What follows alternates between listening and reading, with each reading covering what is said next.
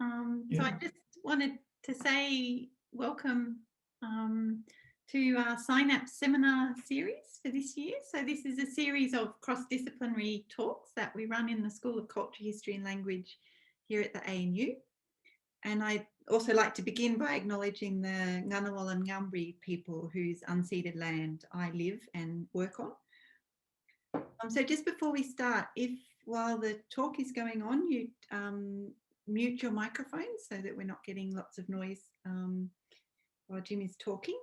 But then do please unmute for the discussion at the end. And you can either raise a hand or indicate in the chat that you would like to ask a question and we'll call on people in order.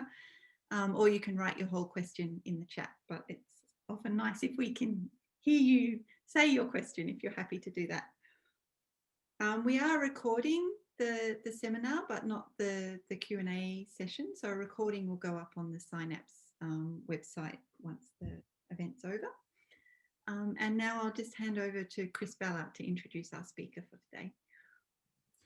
Thank you, Beth. We're delighted to have as our speaker today, Paul Roscoe, or Jim Roscoe, as he's more commonly known, who's distinguished professor in anthropology at the University of Maine in the US. Jim has long experience working with young order Boykan communities of East Sepik province in Papua New Guinea, the home province of former Prime Minister Michael Somare, who just passed away.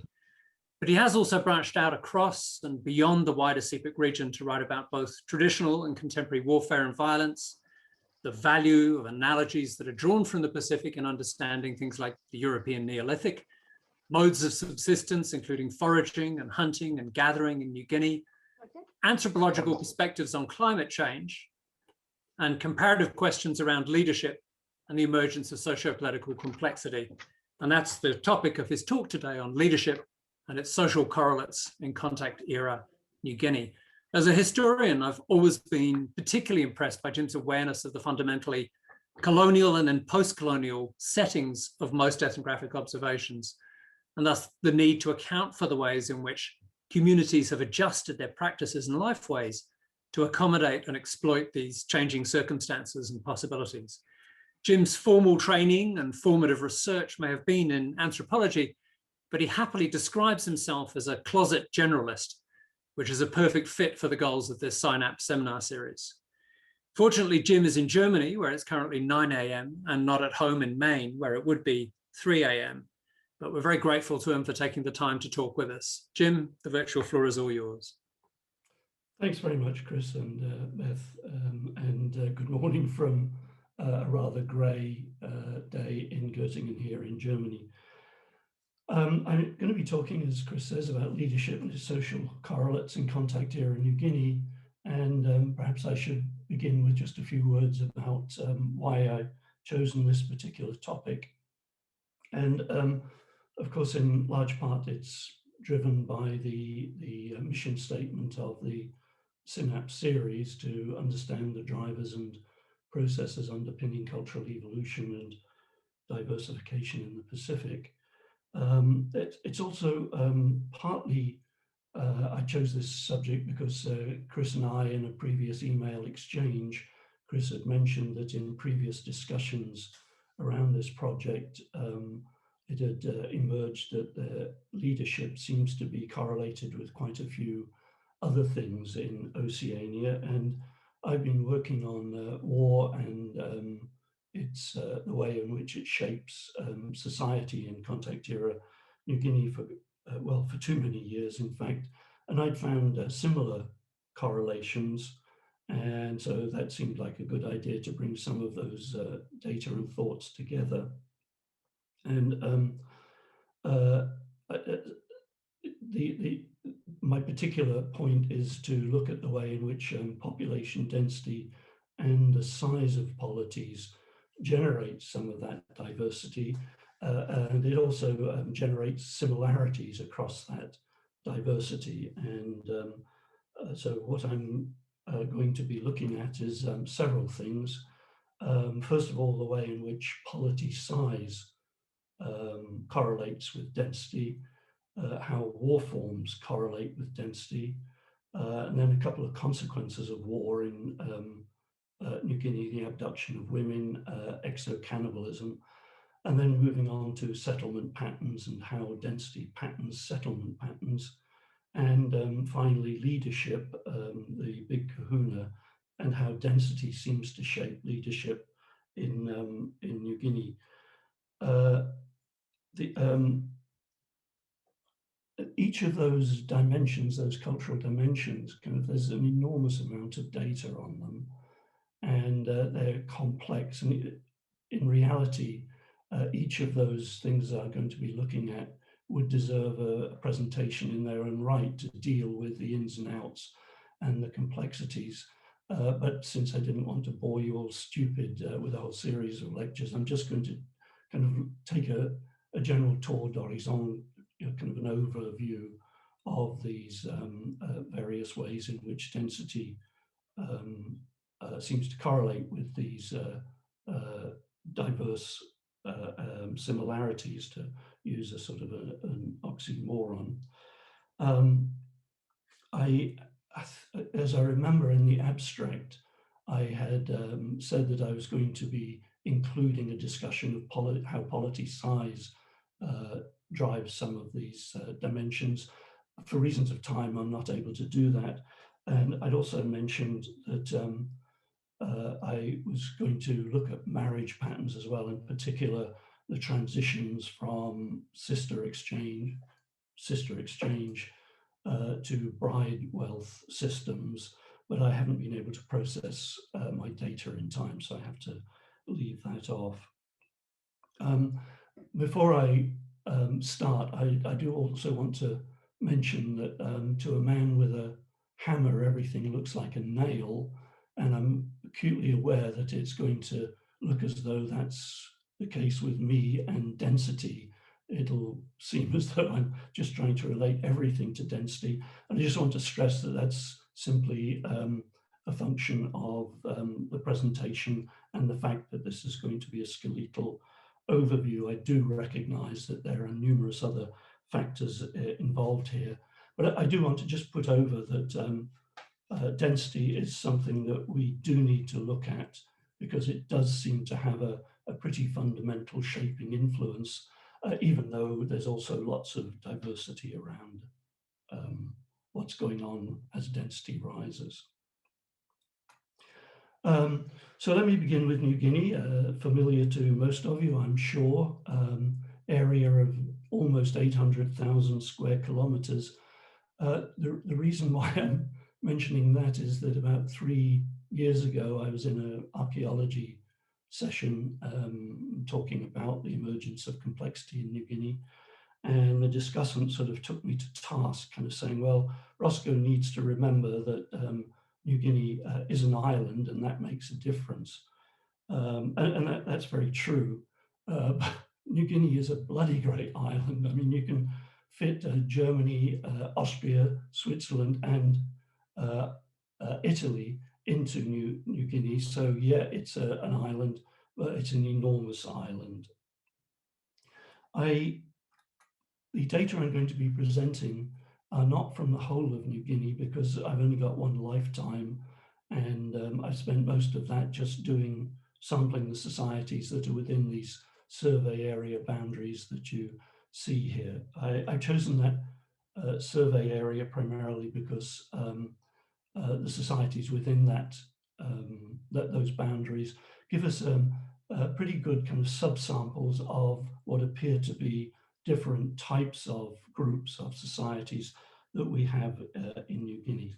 Also, the bird's head was already getting affected by the Indonesian sultanates, so I didn't want to particularly include that. That's when I talk about New Guinea, I'll be talking strictly about the societies that lowland, highland, and some societies here within those boundaries. Now, given that I'm going to be stressing density, I should say a few words about how I've computed density over these last couple of decades. And you need two things, of course, when you're computing density. You need population, and you also need the area within within which that population lives. And focusing on the population, I don't think it's controversial to say that New Guinea actually has better census records on small-scale societies than exist anywhere else on the planet, largely due to the fact that, of course, that New Guinea was colonized comparatively late in world history, and also because the Dutch and the Australians, being good little Foucauldians, made a point of measuring and controlling their population through censusing. And the result of that was the whole mass of census registers, one of which you can see here for the Gaboyabas subdivision of my field site in Yangaroo sub-district. And these records are really quite remarkable. There are masses and masses of them, but there are several, if you're wanting to use them as population records, and especially if you're trying to get some feeling for how they might reflect the populations in New Guinea in the contact era, kind of before European contact had significantly begun to influence them. You've got a number of problems, regardless of the fact that they are such fine data sources. And the first problem is that we actually have only access to only a relatively limited slice of these, of the total corpus of census records. I mean, in Papua New Guinea, censusing began in the late 1800s and continued through to independence. And then, of course, there's the national censuses every 10 years. But of that complete record, that total record, and you have similar records over in West Papua that under the Dutch administration, you've really only got a slice in time that's available. And those, very roughly speaking, would be the years between about 1946 and 1961. Over on the Papua New Guinea side, prior to the Second World War, there was an enormous number of census records that simply went missing when the various provincial capitals were destroyed in the war, and these records all went up. There are a few that survive in the National Library of Australia and the Australian Archives, and those few that we've got available kind of really make you wish for yet another reason that World War II hadn't happened. They're really remarkable documents. Over on the Dutch side, you've got the records available in Den Haag through microfiches, but they weren't, the census patrols weren't as frequent as they were in Papua New Guinea. Over in Papua New Guinea, the census registers continued past 1961, but unfortunately they got detached from the patrol reports and got sent to the National Population Institute in Konodobu. And back in, I think it was 1993, when I went to the Population Bureau to see whether I could get access to them, the chap went away for a little while, came back and said, sorry, they've all been burned. I don't know how true that is, but I couldn't get access to them. So we're limited to 1961 on the Papua New Guinea side. A few did become attached again to census reports, which are available on microfiche in the early 1970s, and then with independence, it stopped. Over on the Dutch side of things, the Memorie van Overgave contained quite a few census reports, but of course they stopped in 1962 with the Indonesian takeover of West Papua.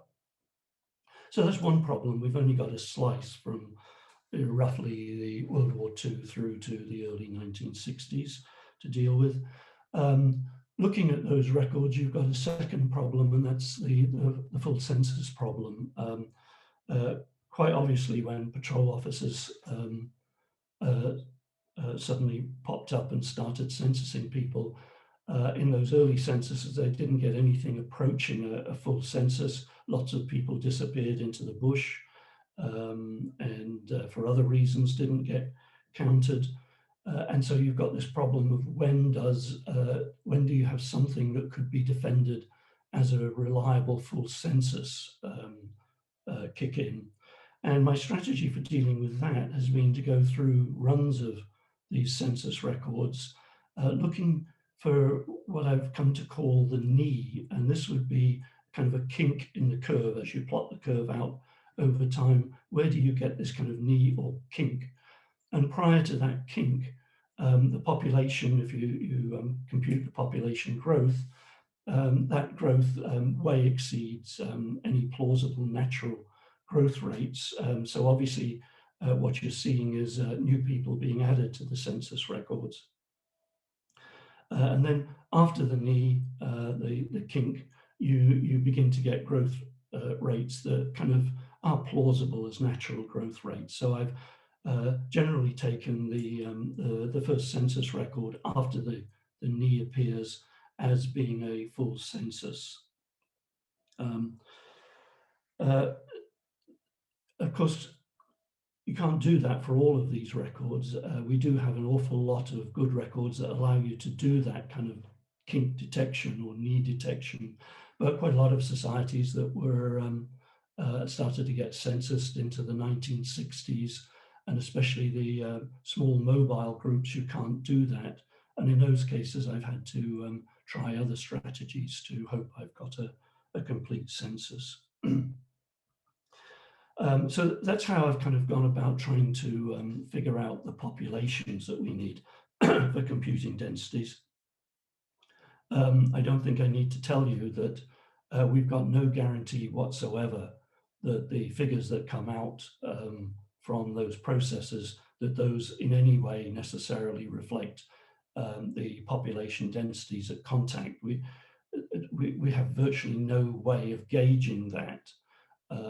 There's kind of little internal clues that suggest to me that the 1950s into the 1960s figures are perhaps not a long way off the populations at contact, but those are just kind of shreds of confidence. And so kind of I defend the use not on the basis that these are reflective of the absolute populations at contact, but in the fact that this is a comparative project. And so when you're comparing groups using these data, you're getting an idea of, well, a reasonably reliable idea that these groups over here are probably considerably higher density than these groups over here. Okay, so that's on the population side of things. You also need area, of course, and to get area, you need to have some idea of where the census units were that these officers were conducting their censuses of. And an obvious, excuse me just a moment, please. An obvious source might seem to be the 1 to 100,000 topo maps that are available throughout Papua New Guinea and for a very significant chunk of West Papua, the old Dutch New Guinea. I found at a relatively early point that they're of very variable reliability. They locate villages, but you have to be very cautious about accepting them. It seems to me that just talking about PNG side, for example, the topo maps seem to be relatively reliable in locating villages, census units for the lower density areas. They become very unreliable for the higher density areas. And they're also very unreliable when you're talking about the very low density mobile populations.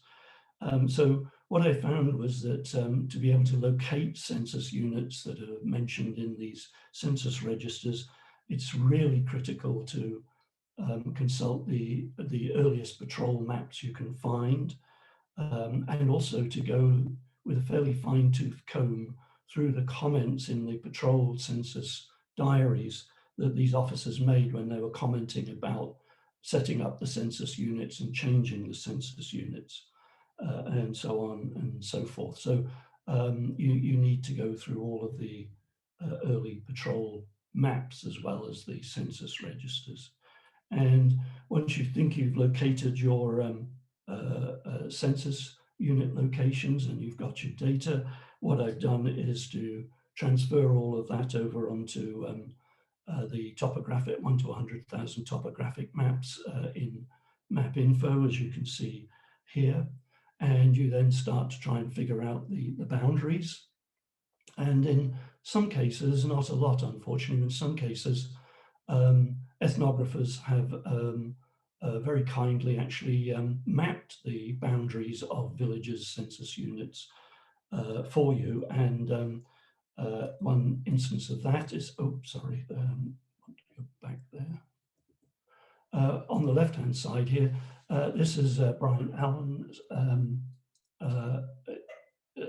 Brian Allen in his 1976 dissertation, God bless him, mapped out all of the villages in the Dry-Kikir area, and this is one example of that.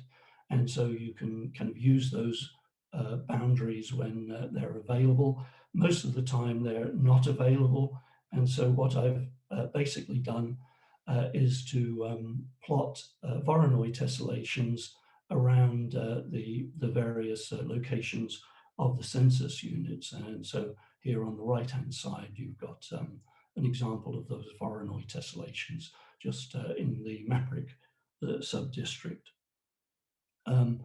The densities that I have computed out are what I call the local densities.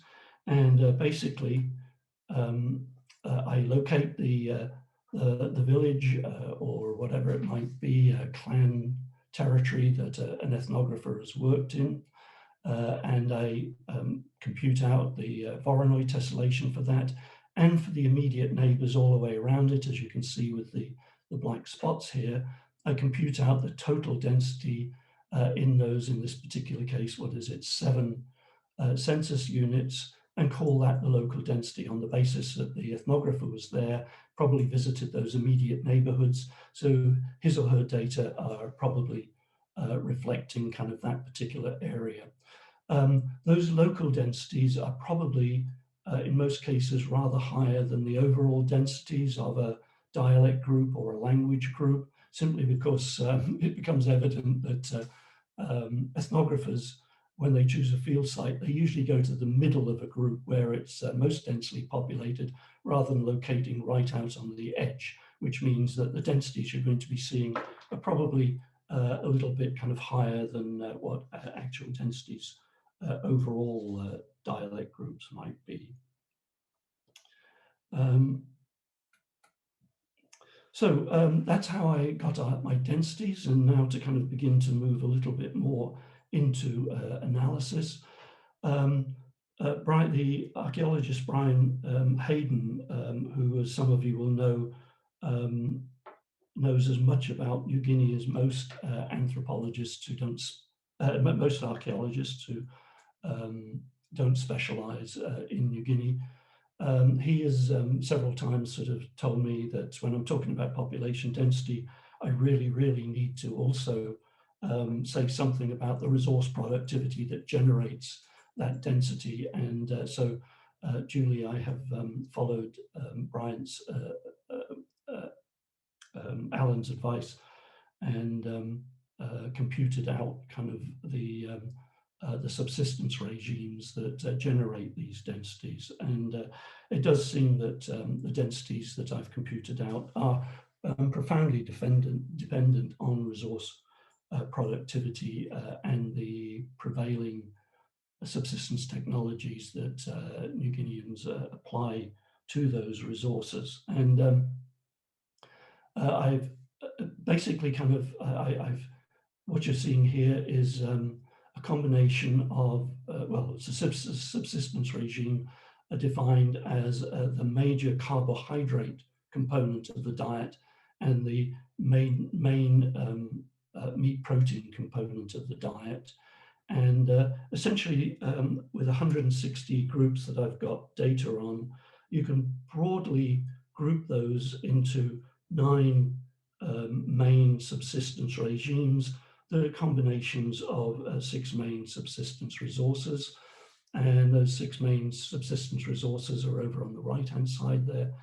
Sago, livestock, basically the pig, also sometimes cassowaries, hunting, fishing, horticulture and agriculture. And I'm defining horticulture and agriculture in the conventional way of fallowing being either above 10 to 12 years or below 10 to 12 years, horticulture and agriculture respectively, and plotted them out with density up the y-axis here. And just to say a few words about these different subsistence regimes, if we look first at the left-hand 3, this would be sago and hunting. Sago, hunting and fishing in equal proportions, sago and fishing. You find these largely in the flooded lowlands. These are the areas in the Sepik River, for example, which floods its banks and floods major areas for several months out of the year. These are areas where the sago palm just loves this freshwater periodic inundation. You combine it, sago's got no calories, it's got no, it's got no fat, it's got no protein, so you're heavily dependent on hunting or fishing. And so, you know, kind of these are the very low density areas in Papua New Guinea. They're also kind of locked into an intensification cul-de-sac, so to speak, insofar as you can't really do agriculture, horticulture, and you can't really do much livestock. You can do those a little bit, but you don't have much. I mean, kind of, there's very little land there which you can actually farm in these flooded areas. They're very flat.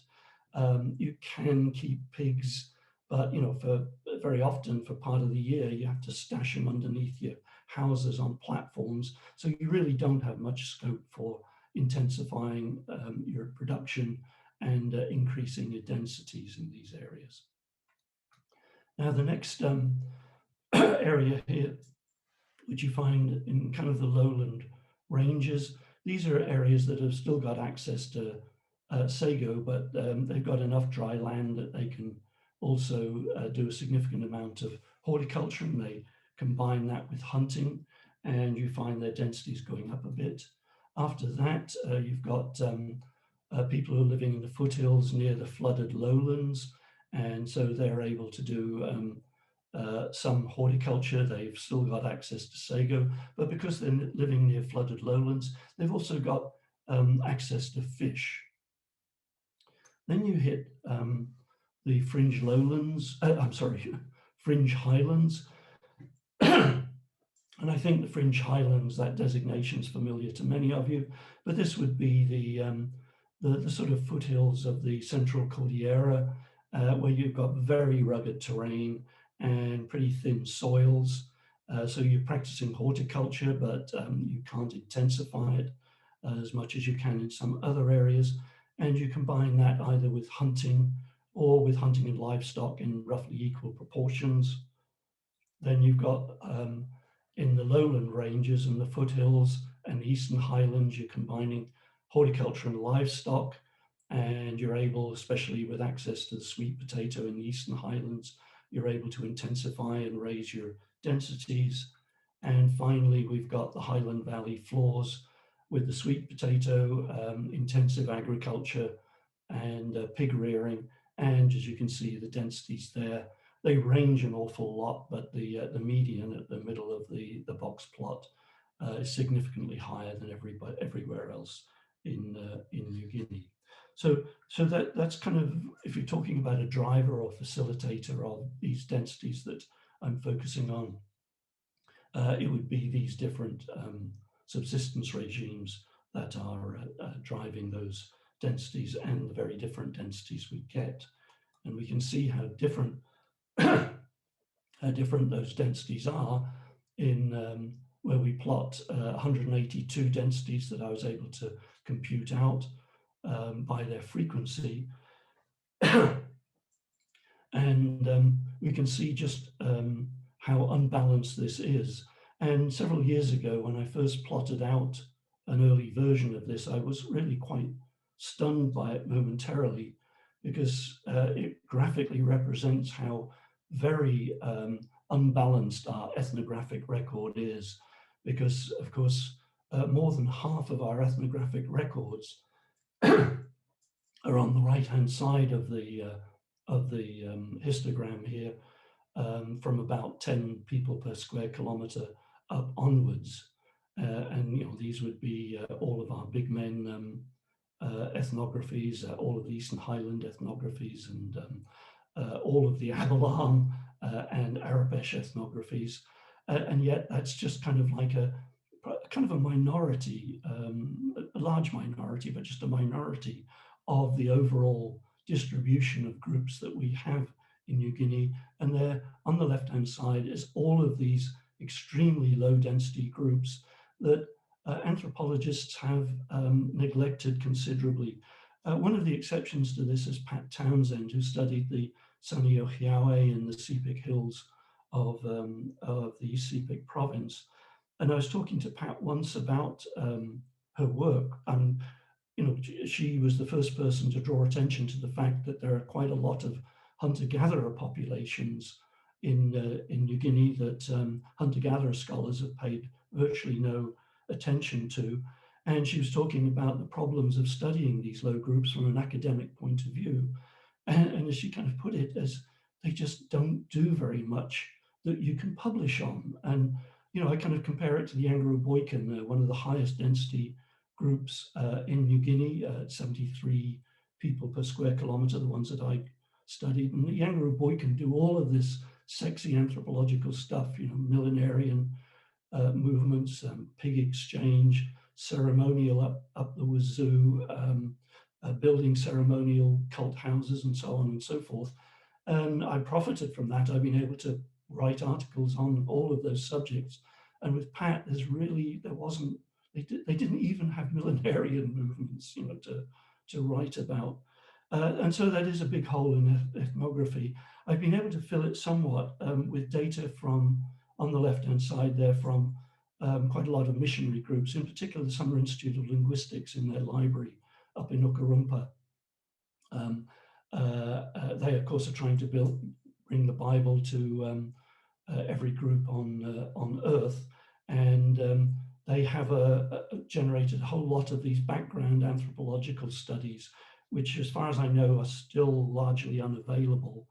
But I was able to get them photocopied from the library, and that fills out our understanding a fair bit. They're of variable quality, but some of them are of extraordinarily good quality. So moving on to our data now, let me just say a few words about how density relates to polity size. And when we're looking at this, we need to dichotomize our sample between the terrestrially adapted and the aquatically adapted groups in our sample. And the aquatically adapted groups are those ones that have got the canoe and they're living by or in major areas of water. And the canoe gives them an energetic advantage. You can move around the landscape more at a greater energetic efficiency in a canoe than you can on Shanks's pony walking around. And so when you, we've got the terrestrial plot just here between density and polity, and you overlay the aquatic groups on that and the plots there, and you find that generally for any particular density, your aquatic groups are significantly larger in polities than the terrestrial groups. And that's perhaps not surprising because, as I say, the aquatically adapted groups have got the canoe, which gives them an energetic advantage. They subsist primarily on fish rather than hunting, and fish have that great advantage that they come to you as long as you've located your settlement near a rich fishing ground that gets replenished every day, so to speak. Whereas if you're dependent on game, you're going out to the game and you have to try and find it. And so for various reasons, it doesn't surprise us that in general, our aquatic groups have larger polity sizes than our terrestrial groups at any given density.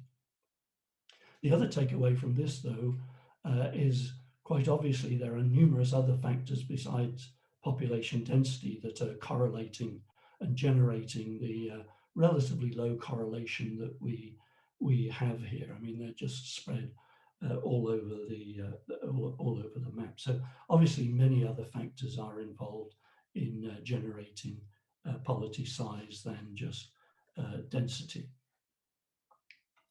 Okay, so let's look now at some cultural dimensions. And let me start off, since my project was about war and its relationship to social formations. Let's start with the forms of war. And you've got two main forms of war in New Guinea as elsewhere. And the first form is surprise attack. And this is where you get a bunch of your buddies and you creep up on your enemy, keeping them unsuspecting. And you either surround their settlement or you surround some of them in their garden or in their sago groves, and then you fall on them. And if all goes well, you kill a large number of them. Now, surprise attacks can involve in New Guinea can involve a large number of larger diversity of participants. There's several attacks that I've come across in the literature. There was just one person attacking one or two or three other people from hiding, but they can also go up to 180 warriors. Some of the very large raids had at least 180 warriors. I think some of them were probably larger, in fact, but 180 is the only figure where I feel relatively comfortable with. And for the graph you're going to see in a moment, I've divided surprise attacks into two forms: raiding or raids, which would be attacks that appear to involve 20 or more warriors, and ambush, which would be the small equivalent, where it's got less than 20 warriors. And with ambush, on average, is kind of like about 3 to 6 people in an ambush in New Guinea. In the raids, they just vary dramatically, from 2021 all the way up to 180. So one of the two main forms of war is surprise attack, and then the other form is open battle. And this is essentially where you don't have the element of surprise, it's lost. And there's quite a few forms of open battle. And the first form, which I'm calling skirmish, simply develops from a surprise attack. And this is where it usually happens when you've got a fairly large number of warriors that are attacking, and they're attacking a fairly large target. And you get the element of surprise, you get a bit of an advantage, but very quickly the defenders rally, and what was a kind of a surprise attack and massacre turns into a standoff. And those can go on for quite a length of time, but there's then kind of an open battle where the element of surprise no longer exists. I'm not going to bother about those in the graph that we come to.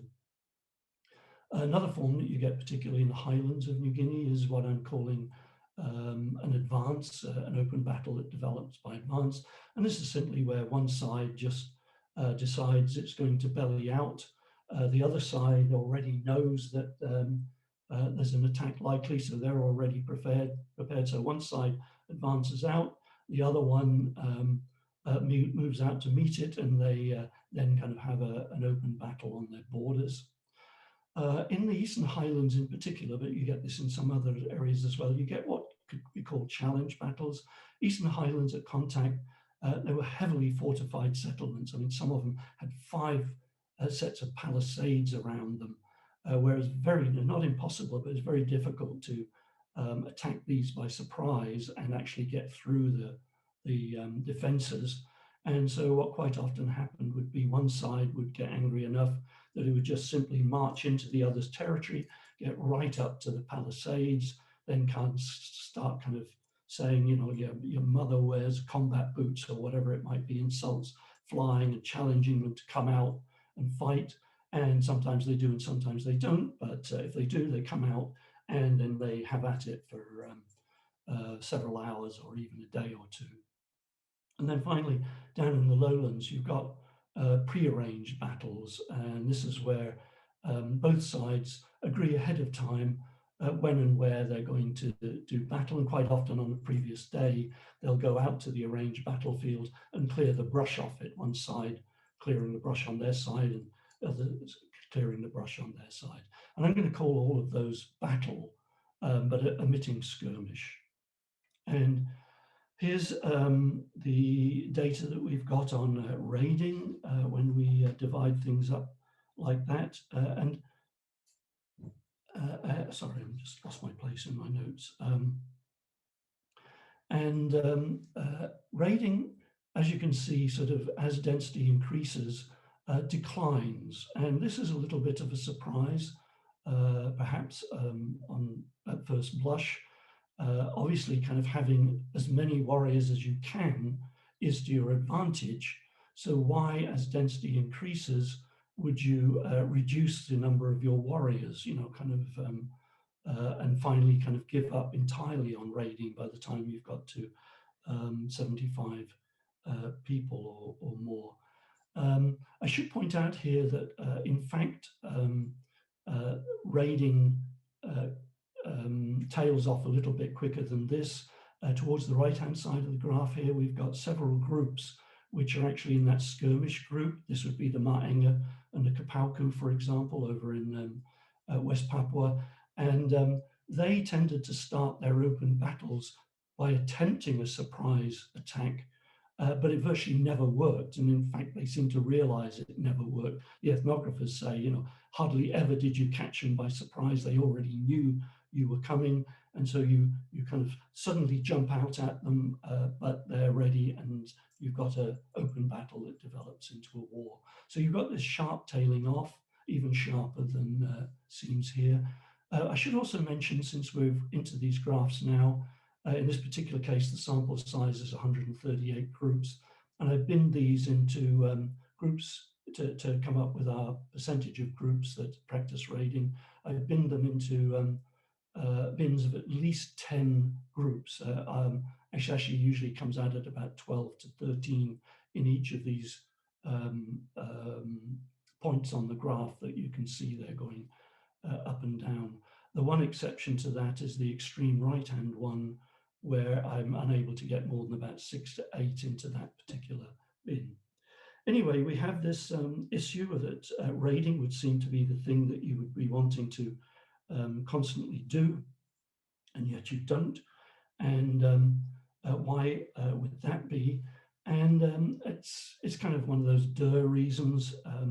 You know, kind of in your own camp, you've got lots of ears and eyes, and so if you're planning an attack, there might be people within your own camp who might leak the information to the enemy.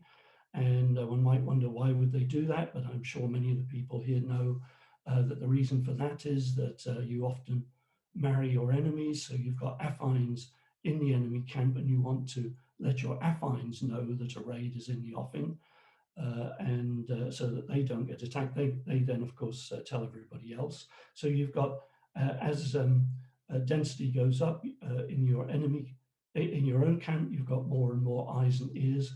And then kind of in the enemy camp, as you launch your attack towards the enemy camp, as density increases, there's more and more eyes and ears around there for them to detect you coming towards them and preempt it. And so that's one reason why, as density rises, you begin to lose the element of surprise, and raiding with large numbers becomes less and less feasible. Another reason is that as density goes up and there's more and more people on the landscape, just the kind of probability of interaction, the probability of information leaking goes up. This on the right-hand side here is an equation that the ecologist Joachim came up with to apply to human societies. It's kind of interaction probability against polity size and density. And as you can see, I've kind of smoothed out the points here. As density goes up, the probability of interaction between two centers of population also rises. And that would mean that kind of it's more and more difficult to keep the element of surprise. Obviously, of course, that equation that he's got there is pretty unreliable, because you know, might possibly work with non-human populations, but with human populations, you know, kind of paths are constrained, endogamy varies, and so on and so forth. So with humans, that's not a terribly good equation. I just put it in there to document the general point that as density goes up, it becomes harder and harder to keep the element of surprise because interaction goes up. And so it's kind of one of those reasons why raiding declines is the more warriors involved, the bigger the party, the more likely it is that as density goes up, raiding becomes less and less and less likely. And what you get instead is pretty quickly as density rises, you get open battle increasing, as you can see here. And by about 20 people per square kilometer, raiding is beginning to decline and open battle is taking the place of your main form of warfare. Just a note, this is ambush, which is less than 20 warriors.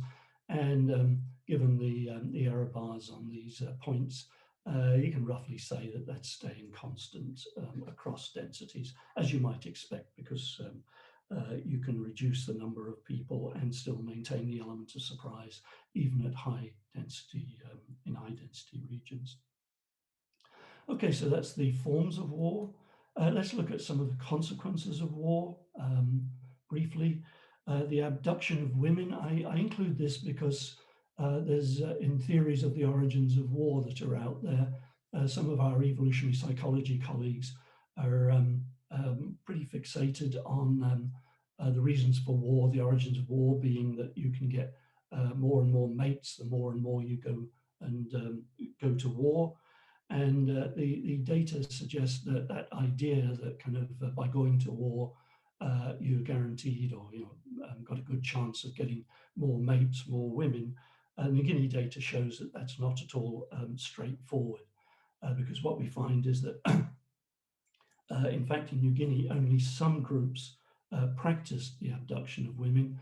And in our histogram here, the groups that actually did practice women abduction are the blue groups, and the groups that didn't practice women abduction are in red. And what you've got along the x-axis here is there's about 590 attacks that I was able to find in the literature and able to locate on maps and plot out the distance between the origins of the attack and the target of the attack. And it's not completely apparent here, but in fact, there's a pretty significant difference between the red groups that didn't abduct women and the blue groups that did abduct women. And that is that both by median and mean measures, the blue groups that abducted women, on average, their attack distances are 12.5 kilometers larger than the non-attacked, than the groups that didn't abduct women. And you find that, in fact, 84% of women who were abducted in war were taken at least 10 kilometers or more away from their homes. And I think that gives us yet another reason why women abduction is limited to certain groups, is that it's those groups who abducted women are those groups that are able to take those women from the settlement that's been attacked and take them a long way away where it's not going to be easy for them to find home. I mean, at least 10 kilometers, but as you can see here, way up perhaps 100 kilometers. And this point has been noted on the northwest coast of America in the slave raiding that used to take place amongst those Northwest American groups, that the slaves were taken over long distances simply because if you take them over long distances, they're never going to get home again. So you don't have to worry about them running away.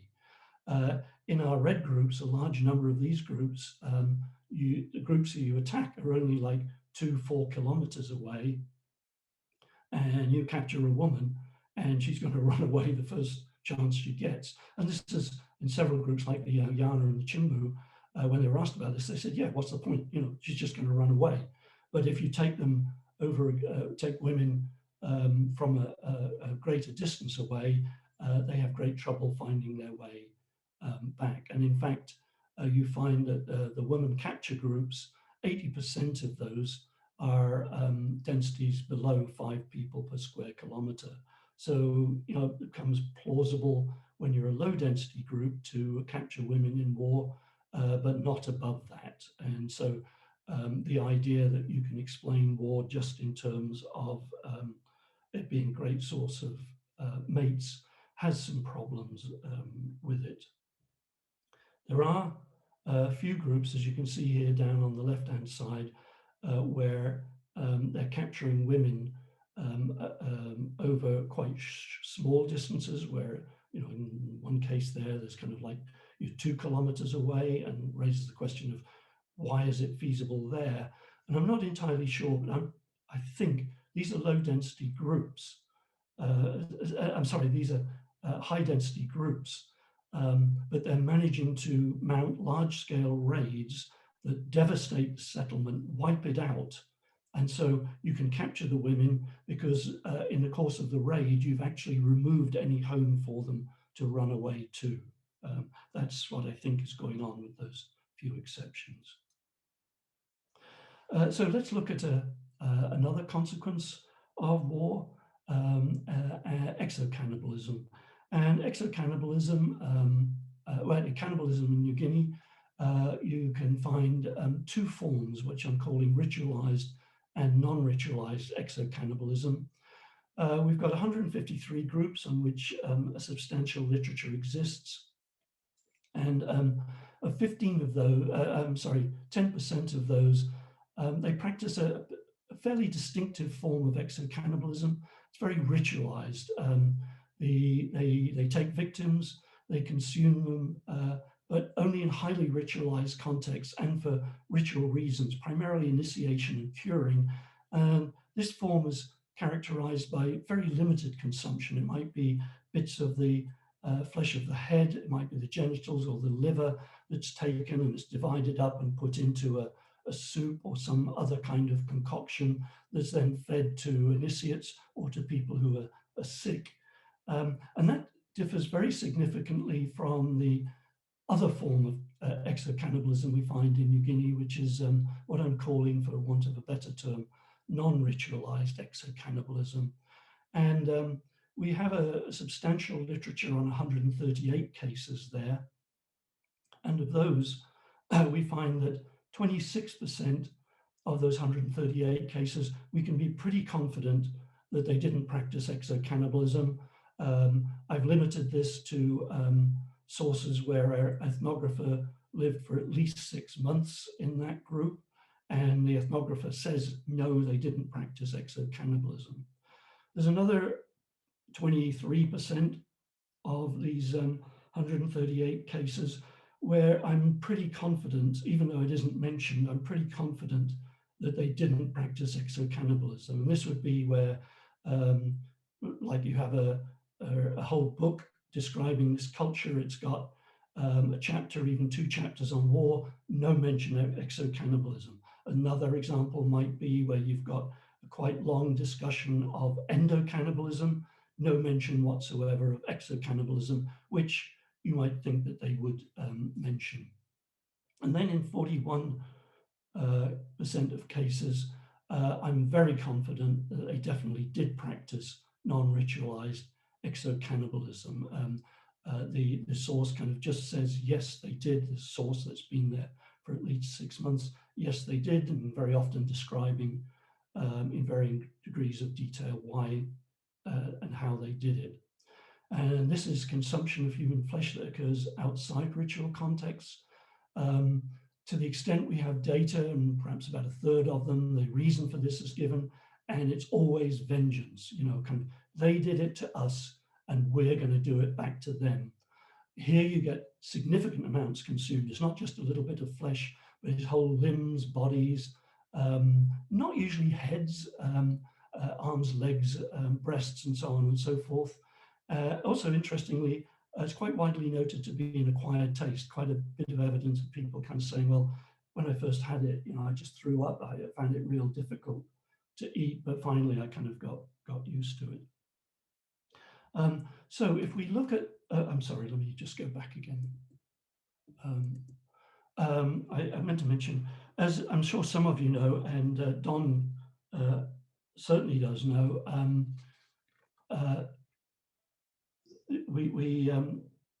sorry, I'm just trying to find my place here. This kind of presents some kind of complications for William Aarons's work on the myth of the man-eating myth. And Aarons, for those of you not familiar, Aarons back around about 1980s published this book, which basically said that anthropologists who said that cannibalism exists had all been taken in, I can hear Don chuckling, had all been taken in by you know, whopping yarns, you know, kind of ripping yarns and so on and so forth. There's never any documented case of cannibalism, exo-cannibalism, or endo-cannibalism. And single-handedly, Aarons turned cannibalism, exo-cannibalism, into a radioactive subject in New Guinea. And Don Gardner did a lovely article, I've always liked it, on cannibalism amongst the West Miami, where he pointed out that, you know, what are you going to do with Aaron's thesis when the people themselves say that they ate people rather than it being a tale from their enemies over the other side of the mountains. And Don, if I remember, sort of mentioned that it's kind of Aaron's has kind of got a form of crypto ethnocentrism going on here, that just because we feel that it's inhuman doesn't mean to say that it is inhuman. And Marshall Salins has also joined in this, kind of saying that this idea of denying cannibalism as a form of intellectual imperialism. But still, kind of the subject remains radioactive. And yet the New Guinea evidence here, 41% of groups definitely practicing exo-cannibalism, really doesn't support his thesis. But there's another aspect of this that doesn't support his thesis. And that is that when you plot exo-cannibalism out against density in New Guinea, you find a very distinctive pattern, that it's very prevalent in very low density groups and then begins to die off as density increases. And if this whole thing's a myth, how come a myth gets patterned like this? And it's just another difficulty for Aarons's thesis. In any case, setting Aarons aside, we have this issue of how do we explain this really quite peculiar patterning with density. You know, kind of, it's a low density phenomenon and dies away at high density. And when we turn our eyes to theories of cannibalism, we don't find much help. You can take the theories of cannibalism that are out there and group them, and you can kind of find psychogenic theories. These are cannibalism satisfies certain psychosexual needs. Hermeneutic theories, cannibalism responds to particular social and cultural logics, but none of these theories really gives us any indication of how or why cannibalism would be patterned by density. We have a little more hope with materialist theories, and these are that cannibalism is the product of protein or fat deficiencies. And the cultural materialists went for this, Harner and Harris. But Dornstrike and Morin in 1974, this is a theory to pay attention to, because this was the article was, does New Guinea cannibalism have nutritional value? And their argument was, they both worked in fringe highland groups with horticulture and hunting. And their argument was that in those environments, hunting and horticulture in the fringe highlands, you have a protein deficiency problem. And so perhaps New Guinea cannibalism was a response to that, you know, that kind of like you having a trouble getting your meat protein. And so you go after humans as well as non-humans. And I can't refute that argument definitively. There are some arguments against it. Here's our exo-cannibalism stratified by subsistence type. And some of the data do support Dornstrike and Moran's argument. The horticulture and hunting, there you can see that's the most frequent eaters of other humans. 31% of those groups were exo-cannibals. If we go to the sago and hunting groups there, where you might kind of feel that hunting was also a little bit depauperate, that's the second highest incidence. So, you know, it's not as though there isn't some evidence to corroborate their argument, but there's also arguments against it. For example, here I'm highlighting sago and fishing, and this is the third highest group. 19% of those groups practiced cannibalism. But the interesting thing about sago and fishing, this would include the Kawanak Asmat and the Kinok Asmat, is that their ethnographers go out of the way to say how much food they've got, how much meat they've got, because fishing, the women go out fishing, they're up to their ears in prawns and fish and so on and so forth. And so these folks have no obvious nutritional reason to go hunting for humans. Also there, kind of 17% of the horticulture, agriculture and livestock group, or livestock groups, they also practice cannibalism. But if you remember, they're the ones that can pretty readily intensify their subsistence. So it's not terribly plausible that they're protein or fat deficient. And then if we, another argument, if we look at Asthma cannibalism again, and this is the year 1952 to 1953 in the village of Suro. Now the Asthma is not commonly known, it seems, but the Asthma got pretty badly disturbed during the Second World War by the Japanese. The Japanese mounted punishment expeditions into Asmat territory, and they seriously reduced the population of Suro village during the war. And coming out of the war, Suro village was unable to maintain its balance of strength, so to speak, and lots of villages around it started to attack it, and it kind of was really in terrible trouble until the missionaries turned up.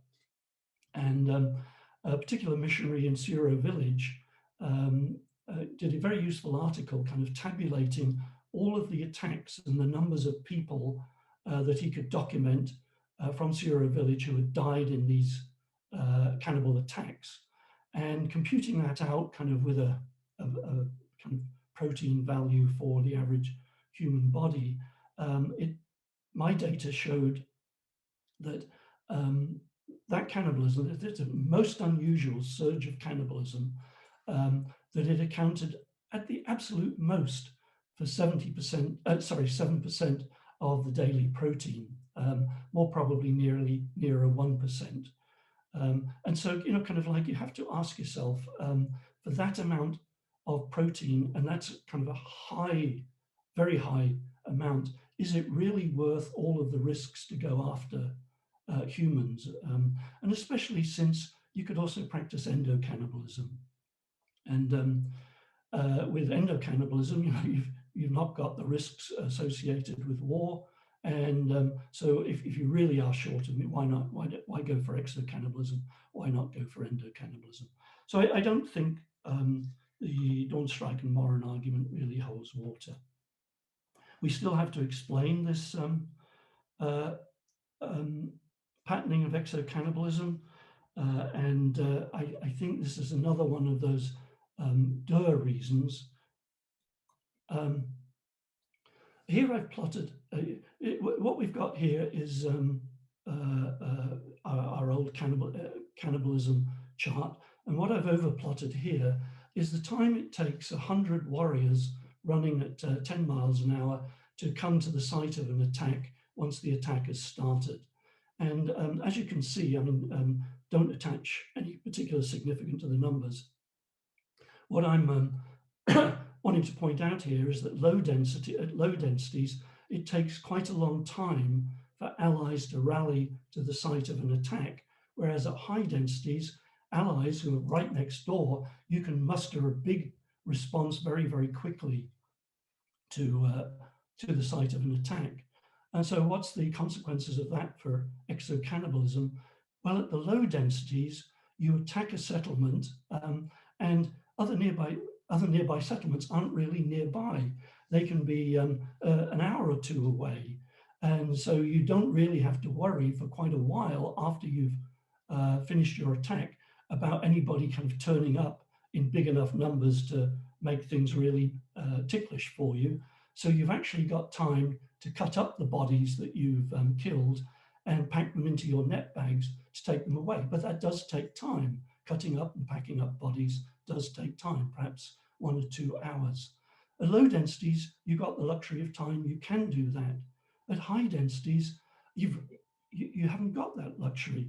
You've got to hit and you've got to run, otherwise you're in desperate trouble. So I think the reason why we've got this patterning of exo-cannibalism is, well, you've got the opportunity to practice it at low densities when you don't have it at high densities. I realize I'm kind of running out of time here and I still have a little bit left. Perhaps I could just cover the next subject, which will mean I'll have to leave leadership out.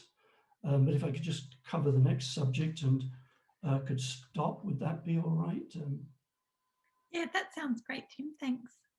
Okay, let me just cover this and leave the patterning of leadership.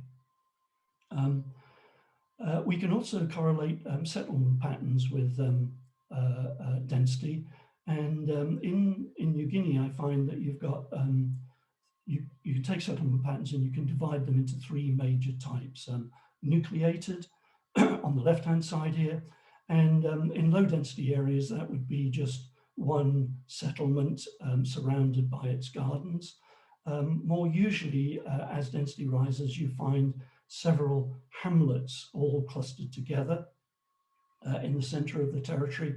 And as Neuhaus pointed out quite a few years ago, Richard Neuhaus pointed out, having, rather than kind of forming one big settlement, it makes much more sense to cluster 4 smaller settlements. You palisade them, and this presents your attackers with a disadvantage in that if you've got 3 palisaded settlements close together, you've either got to split your force into, say, a third to attack each at the same time, or you attack one with your whole force, but then you're subject to the other palisaded hamlets coming out and attacking you in the flanks or in the rear.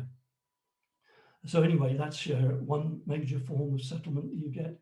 A second form is the pulsating form, where you have a central kind of large settlement where for most of the year people just don't live there. They live out in little camps around their territory, and they'll come back for marriages or initiations to the central settlement and then go back into these small hamlets again.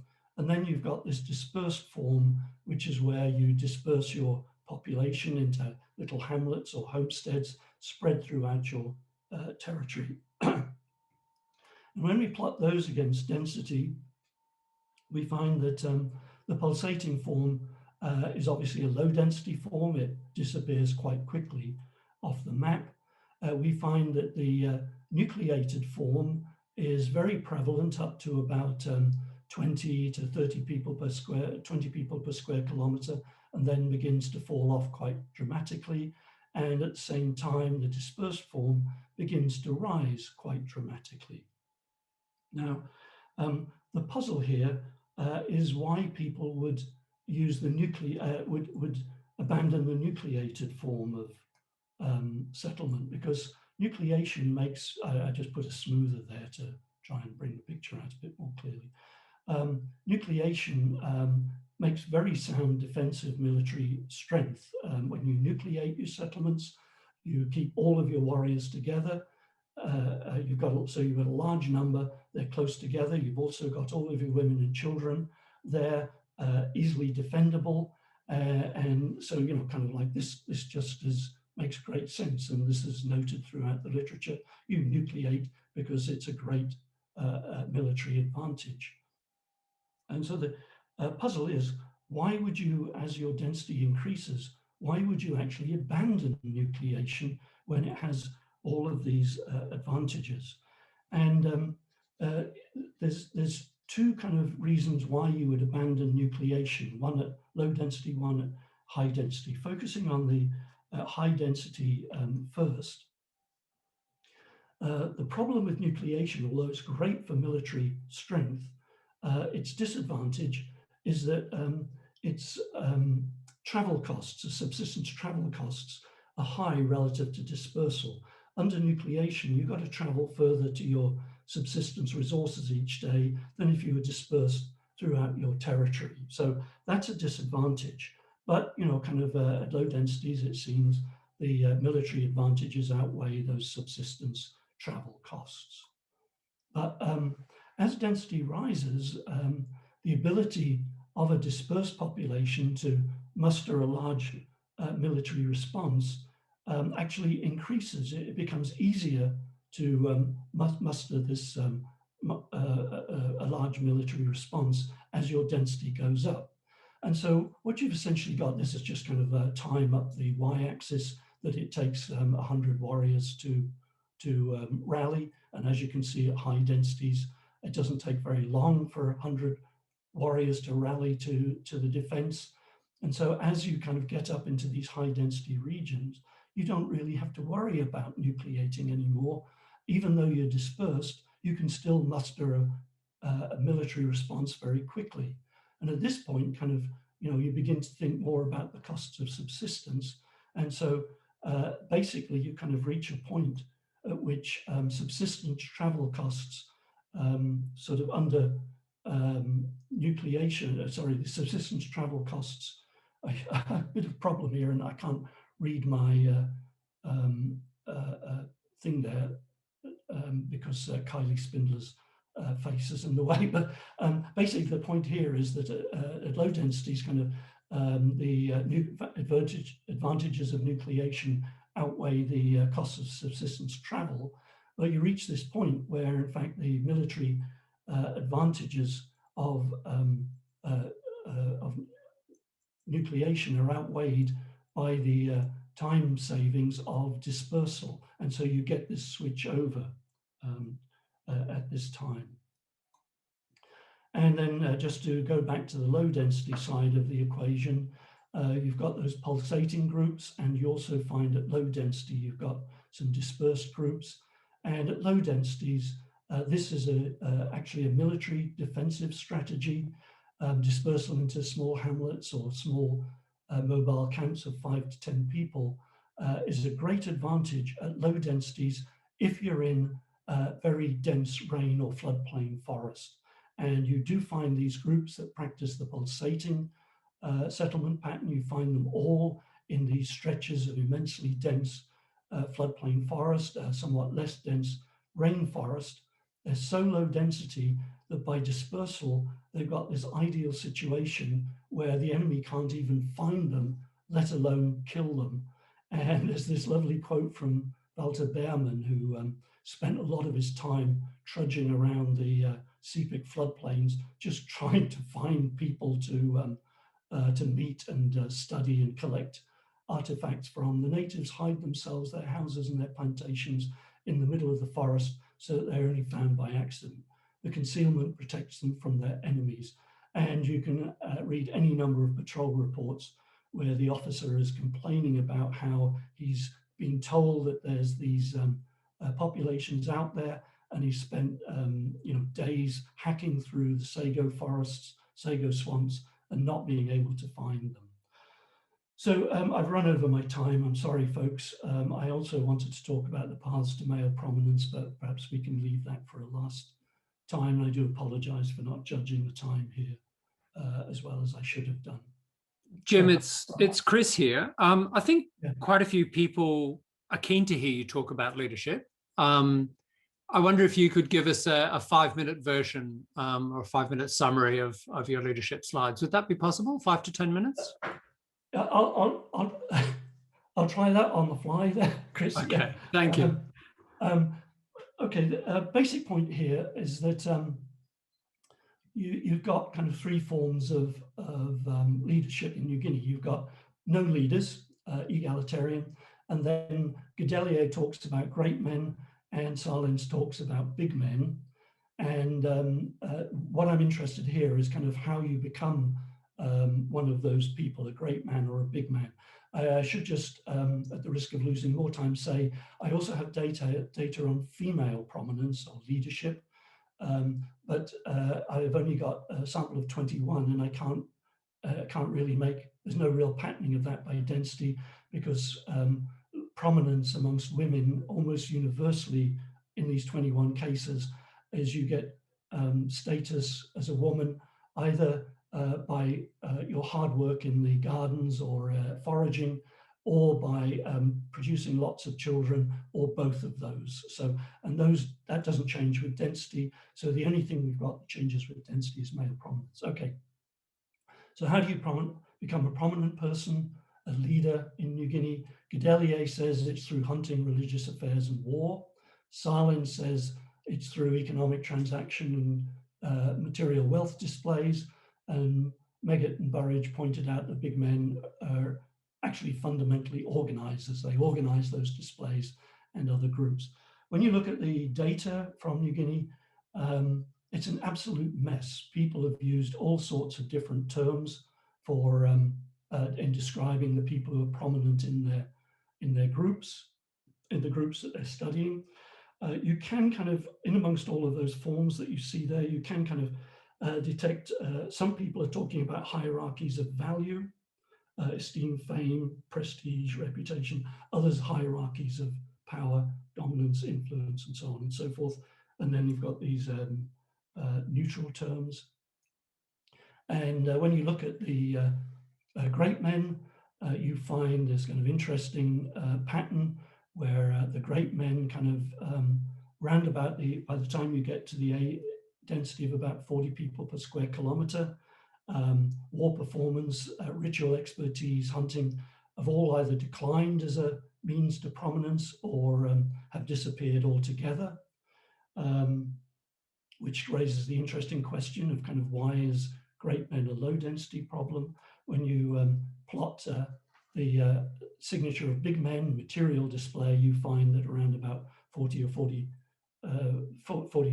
people per square kilometer, material display takes over completely. When you look at what we had in the previous graph was the people are just kind of saying, well, a source of prominence is war, you know, or kind of a source of prominence is ritual expertise. With hunting and ritual expertise, very few people talk about that as being the main source or path to prominence, but with warfare and material display, you've got enough to actually plot it. And this is where the ethnographer is specifically saying the main path to prominence or leadership is through material display or war performance. And here again, we find about 35 to 40 people per square kilometer. War performance declines, material display increases. Why would that be? And essentially, it's simply that kind of hunting just disappears as a subsistence pursuit below about 35 to 40 people per square kilometer. And when we're looking at the above 35 to 40 people per square kilometer, where great men pursuits decline and the big men pursuit increases, what you've essentially got here is groups that actually allow big men to emerge. Every group in New Guinea must have budding or potential big men, you know, kind of like people who excel with their manipulative talents and who have that ambition to become prominent. But it's only as you get up to about 35 to 40 people per square kilometer that those people begin to achieve ethnographic visibility. Big men need large numbers of people relatively close at hand to be able to manifest their organizational abilities, their manipulative abilities. And so it's only when you get up to those higher densities that the ethnographer actually becomes aware that these groups, that these individuals are out there. And you can compare the upper Tor tribes, these bitty little hunter-gatherer groups, 0 to about 0.5 people per square kilometer. You've got perhaps 10 to 20 politically active men in a tribe and no other politically active men within 10 kilometers. And any budding big man is really not going to be able to manifest his abilities very much at all. Compare that to your classic big men societies at 60 to 110 people per square kilometre. They got people all over the place that they can manifest their manipulative and organizational abilities in. So I think that's why you see the rise of big men above about 35 to 40 people per square kilometre. And finally, I mentioned kind of you've got these sort of hierarchies of value and hierarchies of power, kind of on the one hand, you've got prestige, reputation, so on and so forth. On the other hand, you've got hierarchies that are based on power or influence. An interesting thing here is if you go through Godelier's The Making of Great Men very carefully, what you find is that when he's talking about great men, most of the time he'll talk about their prestige, their reputation, or their status. Hardly any, and I don't think he ever mentions them in terms of influence or power. When you look at how he talks about big men, most of the time he occasionally talks about their prestige or status, but most of the time he mentions them in the context of having influence or power or dominance. And so I kind of factored these out in my sample here. And what we've got plotted against density here is the frequency with which ethnographers as a whole across New Guinea talk about hierarchies of power. And as you can see in the low density areas, less than half of them are referring to men who are prominent in their groups as being men of influence or power or dominant. But as you hit that magic 35 to 40 people per square kilometre, the frequency with which mentions of their power, influence, and dominance rise increases quite dramatically. One could kind of argue, so, kind of like Godelier's trope there is reproduced in the ethnography as a whole. One could ask, if one could get the thing to work, here we are. One could ask, well, why does power and influence appear more and more as density rises? Rather than getting into the details of that, I'll just kind of point out it's the same thing as if you think about the home of the Kalahari Desert on the one hand and the chiefs of Tahiti on the other. The Kung, we always talk about the egalitarian Kung. Nobody can boss anybody else around. And it's kind of taken as being a great cultural feature of their society. But you have to ask yourself, kind of, there's no reason to think that there aren't men amongst the Kung who have great manipulative and organizational abilities and the ability to manipulate and build a power base. But think about it for a moment. They're at one person per square kilometre, a mobile population. You got a would-be big man amongst the Kung. That would-be big man is going to be spending the whole of his time walking around the damn Kalahari, trying to find somebody to manipulate, to build a power base. And it's just not going to be able to do it. And so it's no wonder that the Kung are egalitarian. The travel costs of building a power base completely defeat the purpose. If you compare that to the chiefs on Tahiti on the coastal plain, the populations are about 350 to 500 people per square kilometre. A would-be big man or chief amongst the Tahitians just had to go outside his door and there would be loads of people for him to manipulate and build a power base from. So I think that's the explanation for why we get that rise in the frequency of mentions of power and influence with rising density. And again, apologies for going terribly over time.